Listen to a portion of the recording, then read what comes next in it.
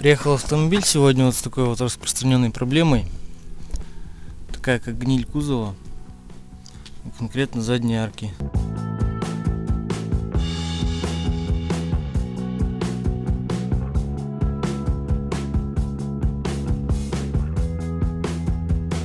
В этом видео я покажу, как ее вырезать, заменить на новую, зашпатлевать и покрасить. Донор у нас вот. Тоже есть рыжики, но не такие страшные, как там. Мы их уберем, и все будет нормально.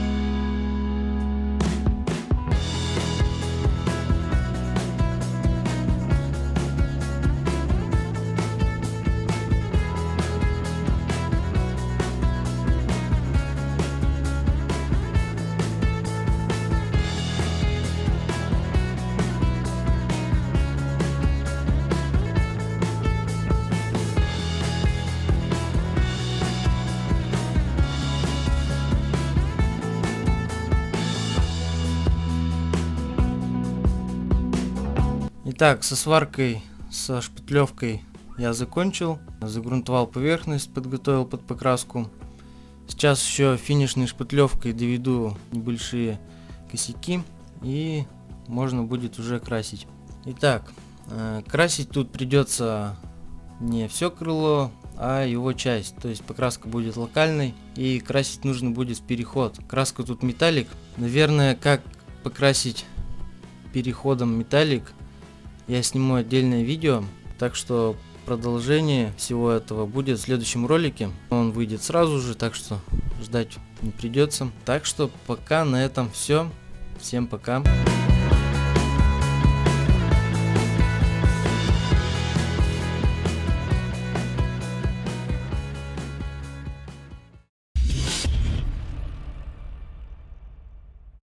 Итак, в этом видео я расскажу, как покрасить металлик переходом, пока сохнет шпатлевка, тут небольшие неровности были. Расскажу, в чем заключается суть этого процесса. Для чего нужна покраска переходом. Когда мы ремонтируем локальный участок какой-то, то нам необходимо будет покрасить тоже часть, не всю же машину красить. Поэтому делается покраска переходом. Главный смысл заключается в том, чтобы сделать этот переход незаметным. Итак, поэтапно расскажу, как это делается. Вот у нас есть первый слой, грунт. Накладываем грунт на подготовленную поверхность, и главная задача нам затереть границу грунта. Вот либо затереть ее, чтобы она вообще никак не чувствовалась, никак не зацеплялась. Еще тут немного надо зашкурить. Первая задача — наложить грунт и затереть его границу. Можно в данном случае затереть ее по канту. Здесь есть кант. То есть вот это вот все убрать и сделать только по кантику. Тогда 100% ничего не будет видно. Но можно оставить так. Дальше идет у нас база, сам металлик. Перед тем, как накладывать металлик, нужно подготовить поверхность. Смысл заключается вот в чем. Допустим, рассмотрим на этом примере. Вот у нас крыло. Нам нужно замотовать поверхность на крыле, краску. Не краску, а лак, поверхностный слой. В данном случае примерно вот до сюда. Мы его мотуем, шкурим мелкой наждачкой.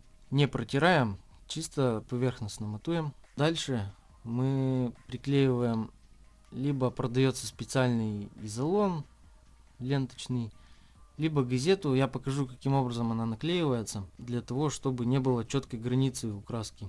Наклеиваем газету и красим. Перекрываем грунт весь и делаем, чтобы не было четкой границы. Покрасили базу, отклеили газету, клеим чуть выше. И клеим ее на расстояние, допустим, замотовано у нас посюда.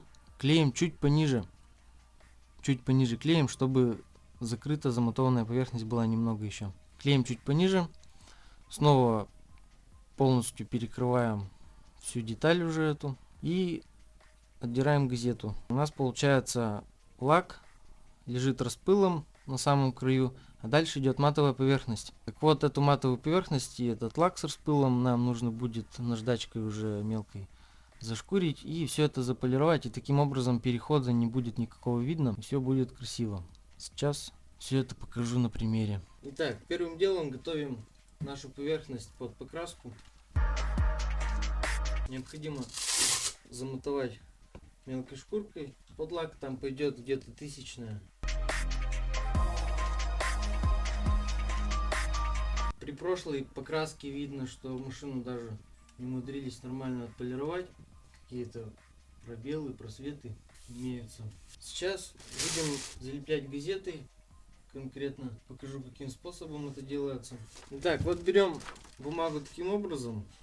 Наклеиваем на нее скотч малярный.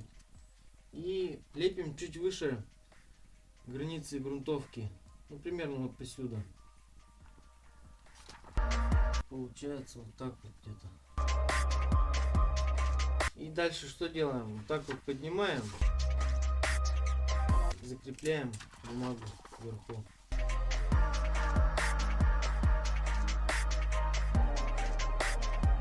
Вместо этой бумаги удобнее использовать специальный изолон, продается.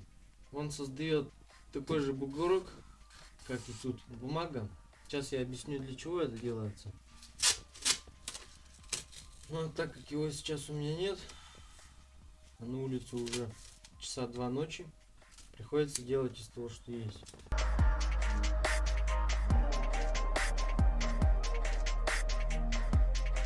Для чего же нам нужен этот загиб? Когда мы красим и залепляем лентой, у нас создается четкая граница после покраски. То есть вот мы пистолетом покрасили, получается толстый слой и разность получается. И эту границу будет видно, она будет слишком грубая. Таким образом делается, чтобы сгладить границу. Когда мы так делаем, мы красим только пистолетом в направлении сверху красим. Так красить ни в коем случае нельзя, потому что частицы краски залетят под нашу бумагу и обязательно оставят четкую границу. Так мы красим, создаются завихрения, и тут получается такой легкий распыл, и четкой границы не будет. В следующем ее можно будет немного отшлифовать наждачкой и уже наносить лак таким же способом, только чуть повыше. Таким способом у нас перехода видно не будет.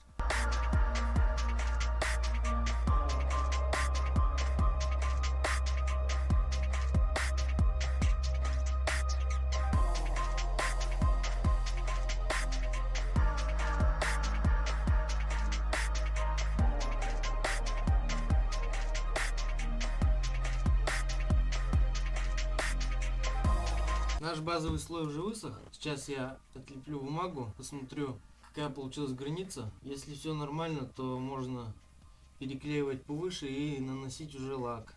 Если чуть-чуть грубая, то можно наждачкой немного подработать, и ничего страшного не будет. Граница немного ощущается на ощупь, поэтому лучше ее затереть и уже тогда только наносить лак.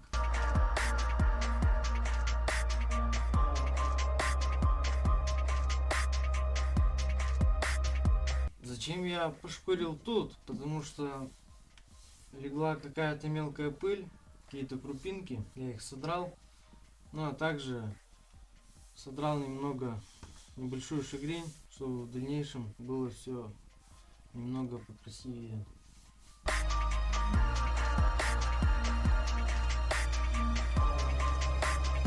Клеим бумагу для лака, клеим чуть пониже границы. У нас матовая тут кончается. Клеим немного пониже, чтобы после покраски, когда мы снимем, у нас осталась еще матовая поверхность выше нашего лака. Клеим все точно так же, как и с базовым слоем. Точно так же загибаем и точно так же красим, только чуть повыше. Сейчас я приготовлю лак и продолжим.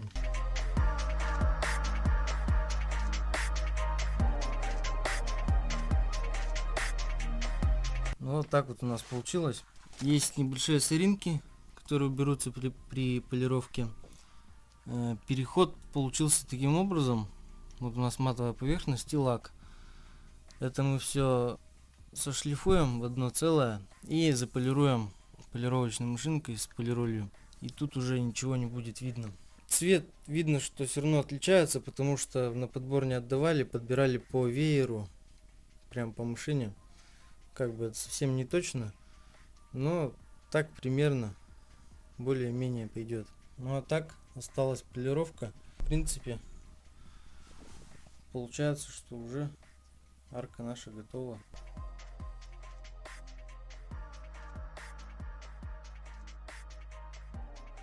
Заполирую я, наверное, потом, потому что время уже 6 утра, я еще не спал. Так что сделаю это потом. И, в принципе, основные моменты рассказал, как покрасить переход.